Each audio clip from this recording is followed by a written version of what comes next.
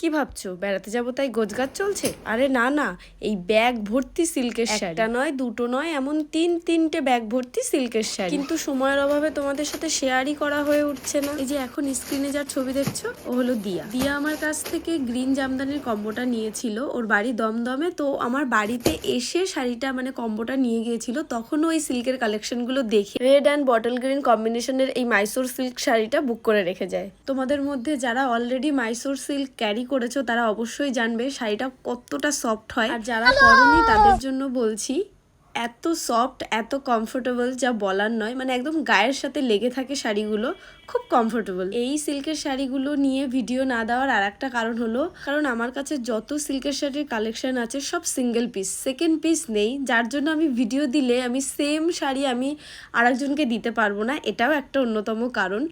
তবে খুব শিগগিরই চেষ্টা করব ভিডিও আনার, তবে সেগুলো সবই সিঙ্গেল পিস পাবে। ব্লাউজটা অবশ্য এখানে পুরোপুরি দিয়ার চয়েসেই বানানো হয়েছে, একদমই সিম্পল, সামনে পান পিছনে ভি। আর এই হলো দিয়ার ব্লাউজের ফুল অ্যান্ড ফাইনাল লুক। তাহলে চলো দিয়ার কেমন লেগেছে দিয়ার কাছ থেকে একটু শুনে নেওয়া যাক। শাড়িটা তো আমার খুব ভালো লেগেছে, এক দেখাতেই পছন্দ হয়েছিল বলে তো নিয়ে। মেটেরিয়ালটার কথা বল, অনলাইনে না কেউ মেটেরিয়াল দেখতে পারে না, একদম সফট, এর জন্য শাড়িটা আমি নিলাম। জানো শাড়িটার নাম কি?